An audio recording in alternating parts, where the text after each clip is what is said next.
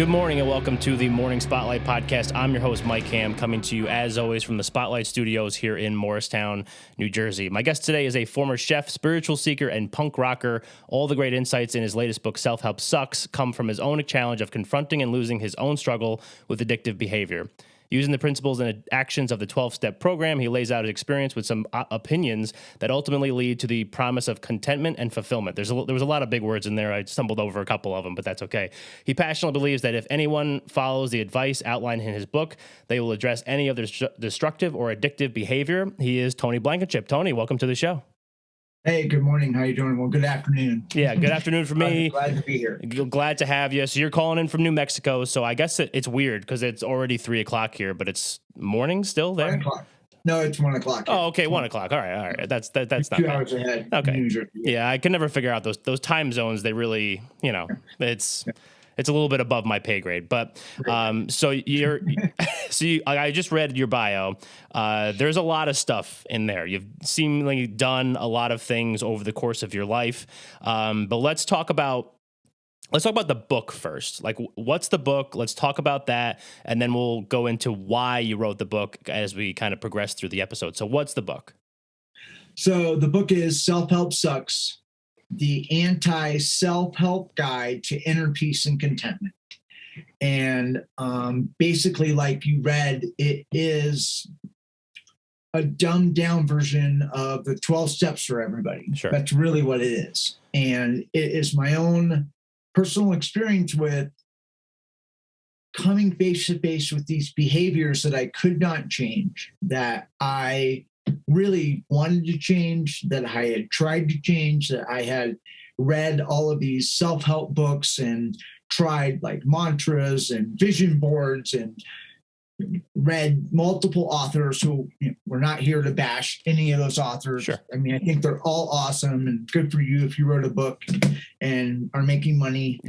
But that's great.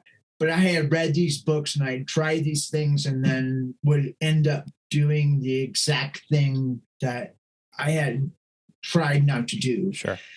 And so basically what I did is because I was an anonymous member of a 12-step program, which, we're not here to talk about that program, but I decided to try those steps for those behaviors. So I was like, okay, I'm going to work the steps. And so I did it. And what happened was really amazing. Yeah. And so this book is really that journey. It's sort of an autobiographical memoir style book, but it's also a book that comes with instructions. Like, here's what you do to work this step. And it kind of walks you, doesn't kind of, it walks you through it and gives you detailed instructions on how to do it. Yeah. Very interesting. And we're going to unpack all of it, I promise. So one of the words that you used in that was that you were trying to change things and you were trying to change them for a long time. And we kind of mentioned like addictive personality. We mentioned that kind of stuff. So what were some of the things that you were trying to change? Because I feel like some people go into those self-help book things and they're just like, I feel stuck and I just like don't really know what to do with the rest of my life, or I feel unfulfilled. Was that what you were talking about, or was it more? Well, in my case, no. In my case, no. It was more, I continued, like I had this fatal attraction to unavailable people. Like I could not, I'd go into a room and I would find the prettiest, cutest girl in the room who was a lesbian. And I would like go after her and like date and try to date her. I mean, really, that's a true story. Yeah. And ask her to marry me. Like I would actually like legitimately pick out the worst possible person in the room. And like we could kind of analyze all day where that came from, but that's not what this is about. Like, it's good to know. Sure. Yeah. And I kept doing that. It wasn't like I did it one time. Yeah. I did it over and over again and then would make up my mind. I'm like, no, I'm not doing that anymore. And I would make up my mind to stop. And then one more time, find myself with some person who was awesome in their own regard, but was completely wrong for me. Yeah. and that book that's referenced a lot of times in the book. Yeah. And the other thing I want to say just up front is that this book is if you have something that is so bad that has ruined your life to such a degree that you are so desperate, like, listen, go to a 12-step program, like really, like go to AA, go to NA, whatever it is, Sex Anonymous, like go there, work their steps, get a sponsor. You don't need my book. Yeah. Right. Or maybe you do, you want to read my book. It's kind of like a addendum to what you're doing. This book is more, not necessarily for those people. It's kind of maybe for people a little bit higher on the scale, if that makes sense. Yeah. No, I totally get that. And talk to me about like the people side of it, because we do a lot of real estate on this show. We do a lot of business on this show. We do a lot of entrepreneurship. We do a lot of stuff like that. We've had a ton. I mean, I mentioned before, this is going to wind up being episode 130 something. I'm not really sure exactly at what number, but we've had a lot of different types of guests, different types of people. So talk to me, like in the book, when you're talking about like meeting the people that are just wrong for you, do you talk about finding how to find the people that are right for you? Like whatever that may be. Maybe it's a personal relationship, or is it a business relationship? Like how does that stuff play into it? I'm not really, what do you mean, like finding the people that are right for the book? Is that what you mean? No, I mean like you personally. So like if you're always finding the wrong person, who's the right person, and how do you yeah. What I'm referencing to is like romantically at that point. Okay. It was more like romance. It was more like I would, in that specific area of my life, it was romantic relationships that I would just keep continuing finding that person. And no, this book can be used for just about anything. The premise is that, the first step is about powerlessness though. Right. So it's about something that what you have no power over doing. And that's a hard pill to swallow. Sure. Kind of. Yes. Right. Yeah, nobody wants to admit like, oh, wow, I can't stop doing this thing. Yeah. They don't want to. Well, I don't. Right. I want to think I can just make up my mind and do something different. Watch a motivational video or read a motivational book, and then just not do it anymore. And that's great. If you can do that. Yeah. Then you don't need the book. Yeah. Right. Yeah, exactly. But that's not who this is for. It's more for people who, again, like let's say it's an internet addiction, or it's a shopping addiction, or it's a, something like that, where you're just like, man, I don't want to be that person anymore. Yeah. Here's a framework that's worked for millions of people. Right. To overcome things, and kind of just made it a little, more mainstream, so to speak. Yeah. So we also mentioned, in the bio that I read about you, former chef, spiritual seeker, punk rocker. We're going to touch on each of those three a little bit later. But like you're talking about these things, and I think it's great. And, it's definitely something that people, I would assume, would want. But talk to me about like from your side, like you go through this process, I guess, and then you decide like you're going to write about your story. And I feel like sometimes people get a little bit gun shy when they're like going to write a book, because it's like, who's going to listen to my story? So what was like the impetus, I guess, behind you deciding like, hey, this is something that other people need to hear, so I'm going to write about it? I don't think I really had a choice, Mike. I don't think it was something that I'll tell you the story. Like I written a book, let's say the first draft of a book, and I sent it off to a editor person, and they were doing an editorial review of the book. And while that was, I emailed it to them, I sent it to them, and was waiting for it to come back. And I'm a daily meditator, so I meditate every day. And in my morning meditation, I heard this voice, and it said, "Go write this book." And it told me the title. It said, "Self-Help Sucks." Yeah. And this is in my head, and I'm like, wait a second, what about the book I just wrote? I'm like, no, go write the book. And I'm like, okay. And I got up that morning, I went to my computer, and I started writing the book. I mean, that morning. And through it, and we people who've written books make it sound like, oh, well, I just sat down and boom, it was there. Started like pounding out words like, oh my God, great job. Tough. It wasn't like that at all. But that was the impetus to it. And it wasn't, I don't think it was a choice that I got to decide about. I think it was just kind of like, here's what you're supposed to do. Yeah. Go do it. And, through a lot of only someone maybe who has done this before I could describe the amount of things that you have to go through. Well, yeah, I would emotionally. imagine. Right. Yeah. when you write a book, and that especially a book that's so personal and so, I put my own personal struggles in this thing. It wasn't like, here's what you should do because I think you should do it. It was like, no, here's where I went through and what happened as a result of that. Yeah. So it's scary. It definitely seems scary. I do this, and this is not a book, and I'm mostly just like listening to people's stories on here, but it does take a lot, for you to come, like a guest to come on here and talk about themselves, for me to put myself out there like I do. And I would imagine it's very similar when you talk about your own personal struggles in a book that's going to be like, ink on a page that people will be out there for forever. It's there. Yeah. It's out there. I can't take it back. Exactly. And talk to me a little bit about the meditation stuff, because like we have people on here that are successful in a lot of different ways, and we've heard people that meditate all the time. And you said that you're a daily meditator, and does that tie back into, I'm assuming, the spiritual seeker, one of those 3 words that you use to describe yourself? Yeah, I think that's exactly what that is. Yeah. Again, and this is like I'm a storyteller, so if I get too lost in the story, please, Oh no, stop we love stories here. We love stories.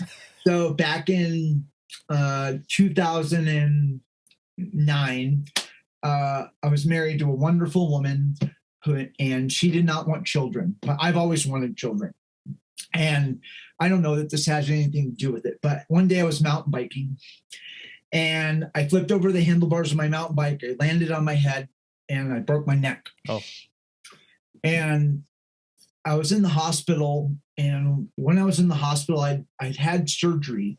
And the surgeon came in the next day and he told me, listen, you were 2 millimeters away from being paraplegic. 2 millimeters, like 2 pennies, right? Yeah. And something happened to me in that hospital. I had like a spiritual epiphany kind of thing. Yeah. And since that day to this, I've made a decision that day. I said, whatever you are, I don't know. I don't care. I'm going to sit with you every day. I'll be here every day, no matter what. And since that day, I can count on one hand how many days I've missed. I don't miss a day. Yeah. And I do it no matter what time I have to travel, no matter where I got to go, no matter what kind of appointments I have. I have a 5-year-old daughter who likes to climb all over me when I'm meditating. She loves that. You got to be really locked in, I feel like. Really locked in for that. Yeah. She's just like climbing on me, and I'm like, honey, I'm meditating. Yeah. They're like, okay. But I do it, right? Yeah. I do it every day. Well, actually, I decided that was the universe letting me know how much it loves me. Right. Like, have that little girl climbing all over me while I'm meditating. Instead of getting irritated about it. And I think the biggest challenge for a lot of people is they want to quantify good or bad, right? They want to say, well, this is good meditation, that's bad meditation.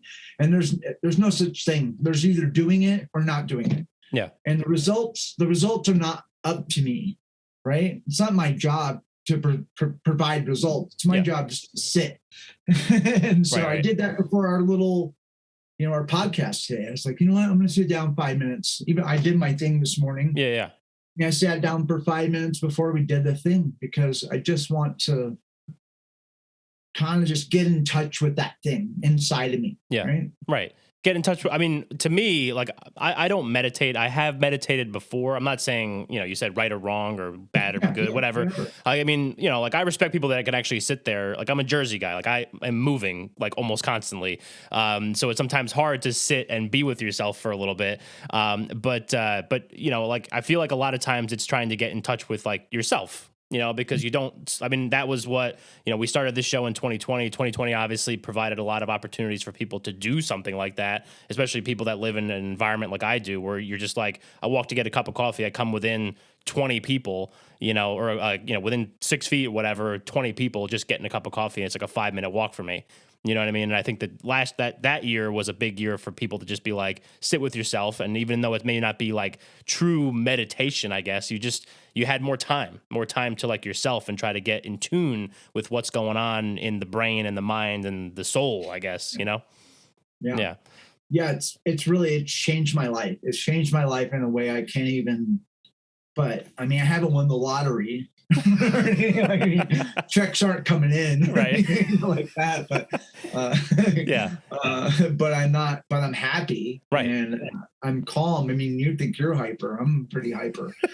So that, believe it or not, this is me at like in a calm down kind of state. This is me chilled out. Yeah.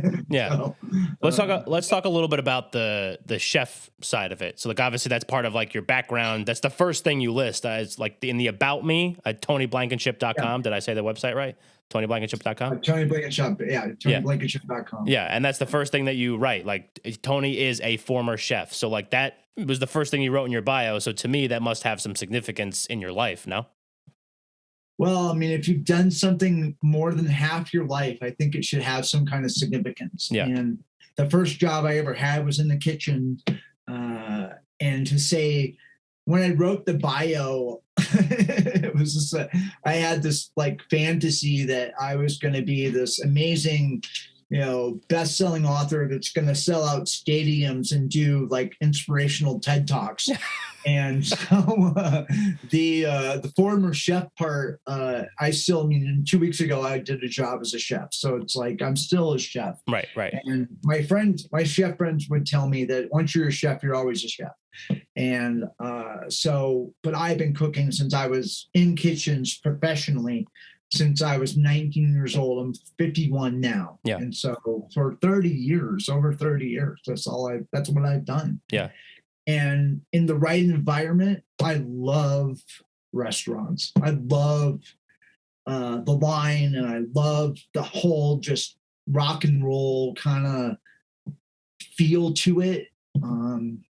It's just not super, super conducive to being present as a parent and a husband. Sure. If you want to be successful in that business. Yeah.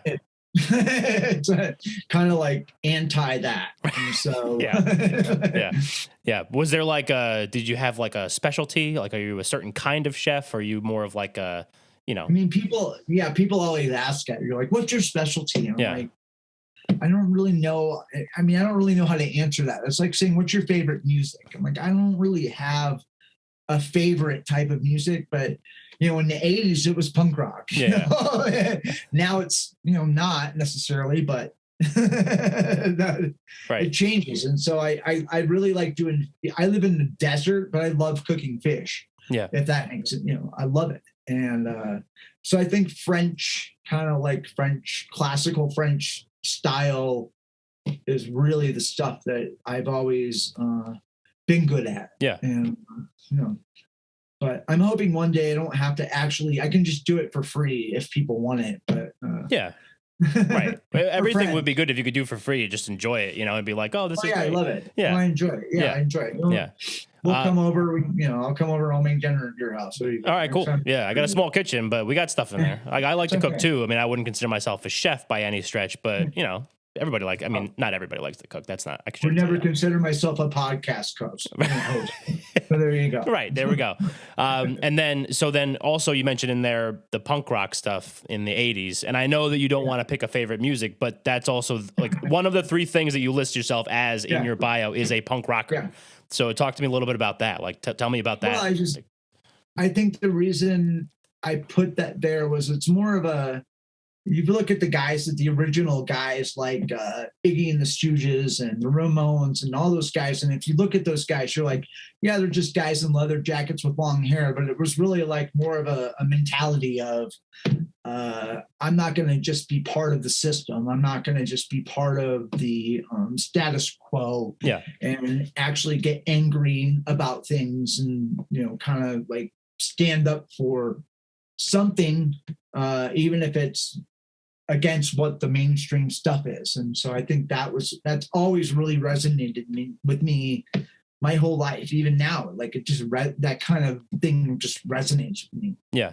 Yeah. I love it. You know what I think is so interesting about like this part of our conversation, especially coming off of what we were just talking about. So we went from the meditation side to the chef side, which I wrote it down because I didn't want to mess it up. So you said like the rock and roll kind of thing in the kitchen. you know, and then this punk rock anti-establishment kind of mode. But you're also talking about just like sitting and meditating with yourself for, you know, like however long you do it per day.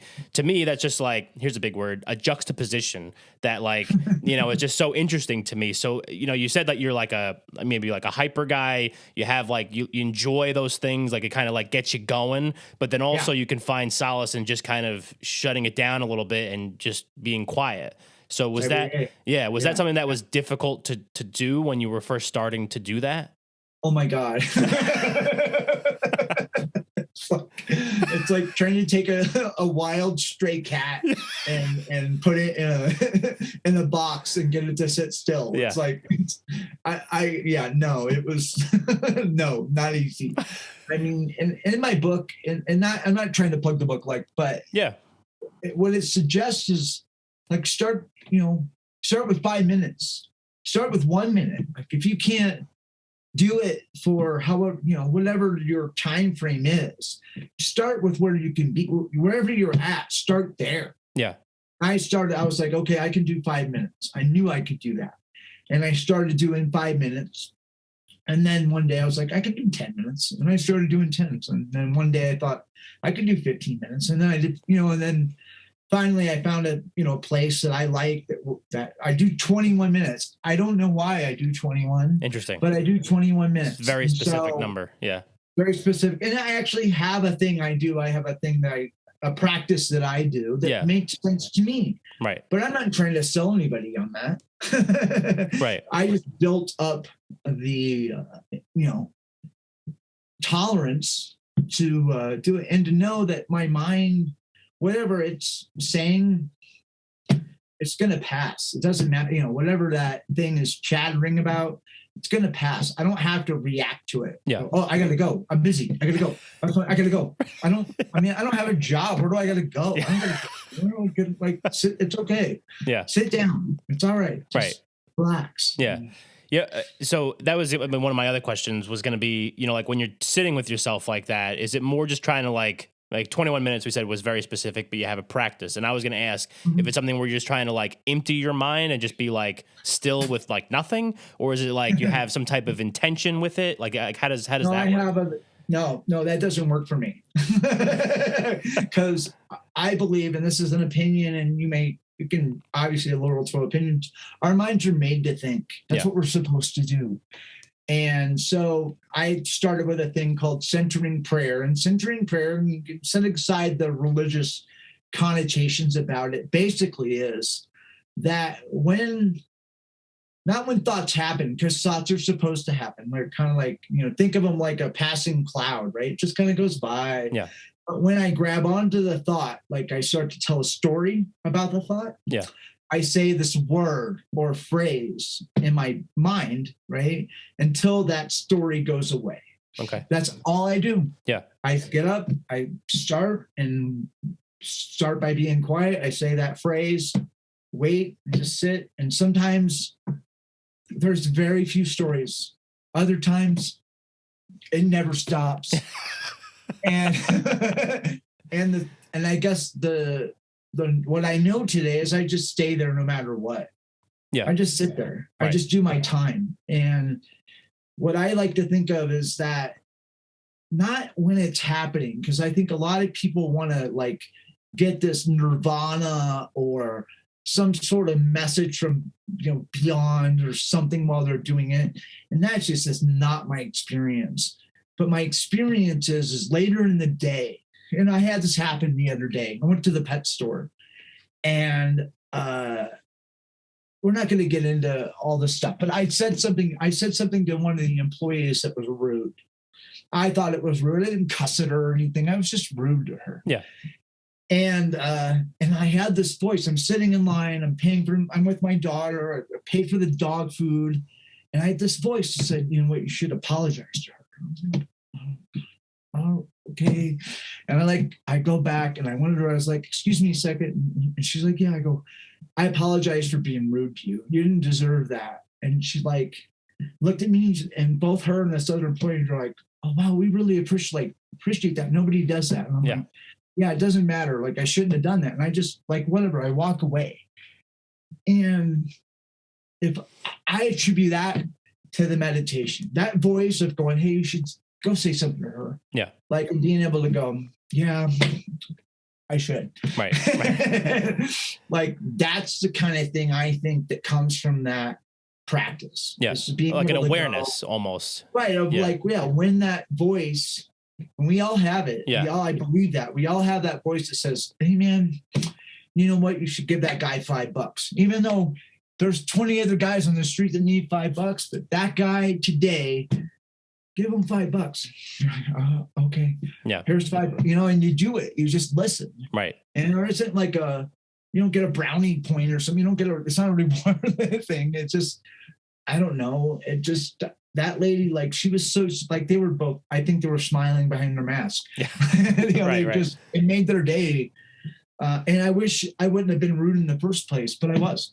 So there you go. So still human. Yeah, exactly. I think it's interesting about that too. And like I've said this, I don't know how many times on this show, like I am a firm believer that if you put good out there, like good out into the world, eventually you start getting good back to you. And not that that's like why you do it, but everyone likes good stuff to happen to them. But that's not necessarily like the intention. You just start to like attract the right people.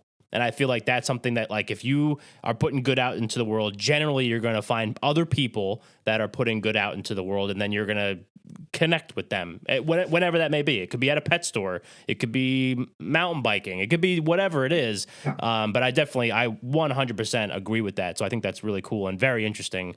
And now, like, I feel like I have to start meditating and finding, like, I know there's a voice in there. He says some wild stuff sometimes, but, it's all good. Being able, I think that meditation, consistent. I mean, again, for me, it's about being consistent. Yeah. If you want to have a consistent equanimity, right? Like it's a word, like not reacting to the world. Yeah. Right. Like, because I used to react like to the world, and now it's just to not react to whether it's perceivably good or bad. Sure. Comes from that consistent practice. Yeah. Right. Yeah. But I've been doing it, since 2009, and what is it, 2022 now. So I've been doing it every day that whole time. And that seems like a long time now. It's like 13 years. That is a long time in anything. Well, yeah. Well, how long's the Dalai Lama been doing it? Yeah. So whatever. Right. Yeah. It's all relative. I mean, compared to me, you've been doing it 19 years or 13 years longer than me, so that's still still a lot more. Well, and again, it's like about that thing of like, start small. Don't worry about, like whatever I can do 3 minutes. Okay. 3 minutes. And like, for me, it's important, and everybody's different. Like you got to do just like, you got to do whatever makes sense to you, I think. But in me in the morning, like I got to do it in the morning, because I want to do it before I see people, before I want to do it before I like go out in the world, because once I go out there, I'm like, who knows what's going to happen? Right, exactly. And so you mentioned also earlier that like you can count maybe on one hand days that you've actually missed. Is like if you know that there's a day that you have missed, is there like a significant difference on how you feel over the course of that day? Or is it more just like because you've put the time in already that it's kind of like you built up some, reserves of, the voice, I guess? Yeah, I don't really look at it like that. I mean, nothing, I didn't explode or anything like that because I missed those days. Like can't even leave the house because Tony didn't meditate that day. Yeah, I'm gonna assume that I had like some coin in the bank or something. That, sure. That it just but I still like talk to something every day, regardless of whether I miss. I mean, I don't know the last time I missed a day of meditation, but I still talk to something, whatever that is. And my book is a spiritual book. It talks about God. It talks about finding a higher power. It's a very, but it's also a very non-dogmatic approach to that, right? Of finding something that just makes sense to you. Right. And I give some examples of my own that make sense to me. currently, but that could change, right? Yeah. I mean, right, exactly. yeah. And then, so let's go back to the book a little bit, because one of the things that, I think we kind of touched on at the beginning, because we did introduce what the book was and what it was called. I think when the title of the book, is very like self-help sucks, right? So it's very like jarring. So why does self-help suck? Well, it doesn't work. That's why it sucks. I mean, how many times have you made a New Year's resolution, Mike? How many times have you said on New Year's Eve, I'm going to do this, right? Whatever it is. Yeah. Like, I'm going to quit eating pizza for a month. You live in New Jersey. It's impossible. You live in the pizza mecca. Exactly. Right? Yeah. Like, oh, that's where the pizza is. Yeah. And how many times have you like done that on New Year's Eve and say, okay, I'm going to change this, and really wanted to change it, like whatever, legitimately in your heart wanted to change it? How many times? I would say I'm not a big resolution guy, but I've made them before, and I know like one time that I followed through on that. Out of how many? Probably like 20. I would probably put it at 20. So 1 out of 20. That's not a good. That's not a good ratio. No. Success rate. Right? Yeah, terrible success rate. Yeah, not what you don't invest in that. No. Stuff. Yeah. So that's my point. I guess my point is that on my own self-help and my own power, my own resolution, my own decision making, in a lot of cases, especially where you have these ingrained behaviors and habits, right? Smoking, whatever it is, right? That self-help sucks, because on my own, I've tried to change these things, and I inevitably go back to them. Right.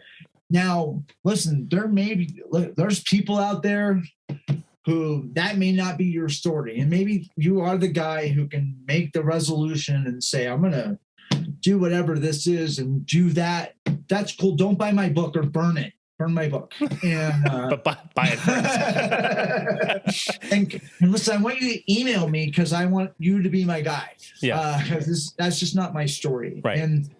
And even today, I was writing an interview for this magazine, and it talked about that. As far as me, I like using I talk about this power grid to myself, but I think a lot of times, even if people have that problem with that, I mean, using a friend, having an accountability partner, having somebody that I can say, hey man, I'm gonna do this thing every day. I made up my mind. I'm gonna change this thing.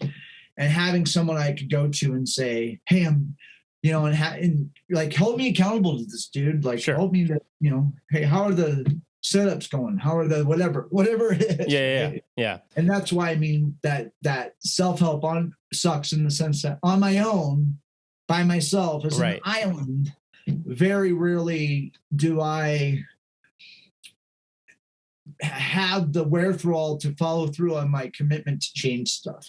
Gotcha. Okay. So you know why? So that's good that we clarified that, because I thought that it was more, geared towards like a self-help book, like you read that book, and I feel like it's part of that, but just like doing it on your own is not necessarily like literally self-help, like Mike helping Mike, Tony helping Tony, like that kind of thing. So it's more geared towards that than like what I had just said.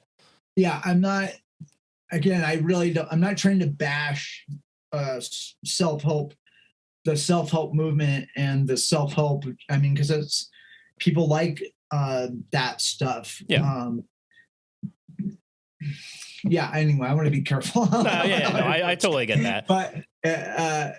But I'm not trying to bash anybody. Like, listen, if you can pick up a self-help book and read it and put the principles that they say in place and change yourself, one, I'd like to hear from you. You can email me, or I don't have that experience. Sure. I just don't. Yeah. I just don't. Different things work for different people, for sure. Right. Yeah. That wasn't my experience. Does Right. that mean it won't be yours? No. Yeah. But that's not what the book isn't about, like bashing others. It's just about me coming to realization on my own, I couldn't change this stuff. So this is like, I'll say it. I don't know if this is what you don't want to say, but I'll say whatever, because I could do whatever I want on here. But Sure, right. So I've had people on this show before that are in like a similar realm, right? Maybe they do like life coaching. I don't know if that's like the best way to describe it or whatever. And some are friends of mine, and some, like, I've told them straight to their face. Like, I sometimes definitely agree with like a lot of those, I think similar to what you're saying. I think the people that do like the life coaching thing is very like broad, and it's like, we're going to have a very broad message and just try to like connect to everybody. But the people that I think that are successful with it, and the people that I think are actually making a difference, and listening to your story, it seems like this is where the category that you fall under is like, it's specific to you. Like, one of my friends, B, she was on this show last year. She's all about like removing labels, tearing out the tags, like all that stuff that the society puts on you. But she's like going through those same things and kind of takes her people through that same journey with her. And I think that I respect something like that. And I respect what you're doing, because it's like you're taking those same people through that journey. It's not just like a broad message that you could market and sell to a bunch of different people, So like, I think that that's what makes it real, because I feel like people can connect. And that's why we like to tell stories on this show, because people can connect with stories, resonate with stories, and they find something in common with you, my guest, and they could be like, oh, I want to check Tony out more. I want to like learn more about him, learn about that kind of stuff, and how that connects with me and what I'm going through. Yeah. Well, and I'll just say it on the air. I mean, live. If you need the book, send me an email. I'll give you the book. I'll give you the book. You don't need to pay me. Like, I'm not here to like make money and, create an empire. I mean, it's great if the rent could get paid, that's going to be awesome. But that's not what this is about. It's about like, this thing has the potential to be extremely helpful. And like, listen, it's not a fluffy, feel good, rah motivation book. That's not what it is. Yeah. Because it's not going to be, but the way to enter peace and contentment isn't about feeling good. Right. Like, every spiritual book I've ever written or read, not written, about the people that have to go to get to that place, there usually is some pain that's involved along the way. There's usually, whether even it's the pain of seeing myself in the real like light, Buddha, like, or whatever. Like, there's just, not that I'm Buddha. There's some pain that has to go. You have to go through to be able to get to the other side, and it's a pretty big promise. So, in that, even the title of the book, The Way to Inner Peace and Contentment, right? Yeah. It doesn't say the way to riches and fame and notoriety. So. Right. But it's a thing that, like, I don't have equanimity, right? I talked about that. I don't have to react to what's happening in the world or outside of me. Right? Yeah, exactly. Yeah. Just go with it. Right. And you also, I know that like the reason we talked about, the reason why you wrote the book, but when you were going through that, was that like, did that maybe help with like your own process? Was that like a cathartic experience to kind of like talk about those things and get them out and like acknowledge that they were part of your life? I think oh God, it's a hard question to answer, because there's so much emotion that goes into this process for me, the process of writing, right, not just the process of, here's this thing. What it's done for me, Mike, frankly, is that how do I say this the right way? It's held up a standard for me that I want to live up to all the time, right? Yeah. That I don't, right? Like this idea that I want to have the right way of looking at life all the time, right? And I don't. I don't. Nobody does. You know what I mean? It's like nobody does. It's like an ever evolving process. Yeah, right. I wrote this stuff down, but it also is like, oh wow, I really have to be accountable to that person, right? Yeah. That wrote that down. Does that make sense? Yeah, no, I totally get that. I mean, I think that it's one of those things where like people maybe seek some of this stuff out because they want to get to the finish line, whatever that finish line is for them. But then once you get there, like what do you do from there? You know what I mean? Like nobody could actually figure it out. And like, for me, it's been one of these things where like my process is I just try to show up as 100% of me every single day, no matter what that looks like, because every day is going to be different because you can't really, foresee what that day is going to bring. And like you talk about reacting to what happens and how you react is obviously important.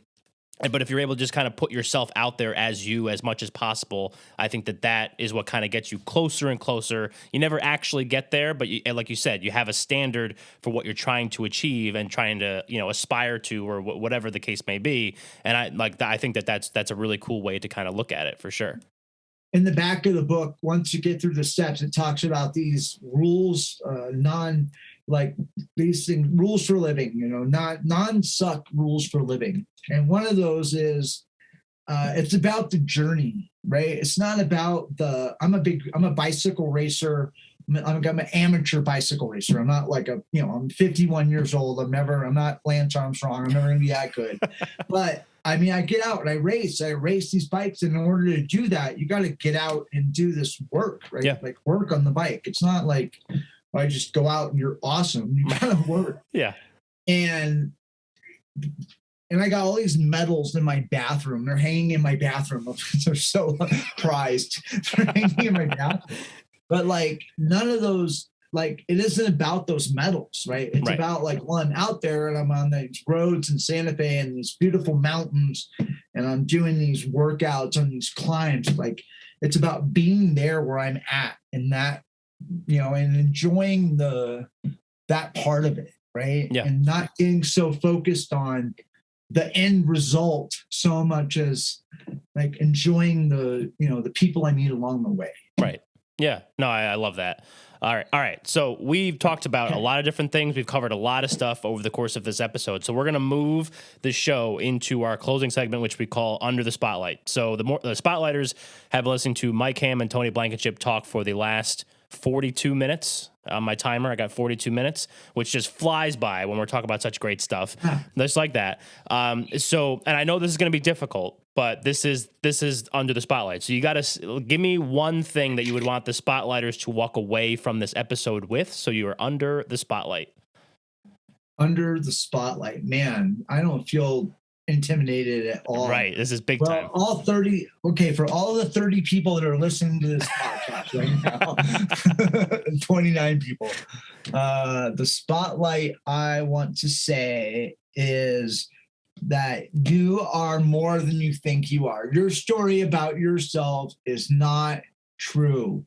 It's not true. It's not true. And don't believe it.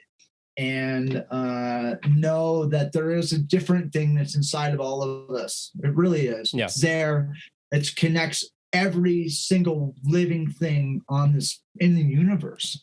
And that thing makes us more than our job, more than our book, more than our brand, more than all of that stuff, right? That's the thing that I want to remember for myself today under the spotlight. Love it. I love Under the Spotlight because even though people sometimes get nervous because they're just like, oh my God, like there's so much to live up to here. But that's when we get like the best stuff, I'm not saying that the rest of the stuff wasn't good. I'm just saying that was like maybe the best thing. So if people need more Tony Blankenship, which I can't imagine after this episode, they do not need more of you, where can they go to get that? Well, they can go to www.tonyblankenship.com. There's a way to contact me there. There's a way to look and buy the book. That's pretty much the best way to get in touch with me. And I'll respond to your message if you send me a message. Awesome. So that's the hub. That's the Tony Blankenship hub. So TonyBlankenship.com. I will make sure that I put that in the show notes along with themorningspotlight.com and themorningspotlight@gmail.com, which is the website and email address of the show. So Tony, thank you so much for coming on with us today. This was great. It was great talking to you, meeting you. And I wish you all the luck in the world with the book and everything you got going on. Thanks a lot. It's nice to meet you today, Mike. Yeah, absolutely. And the Spotlighters, thank you for listening, and we will catch you next time.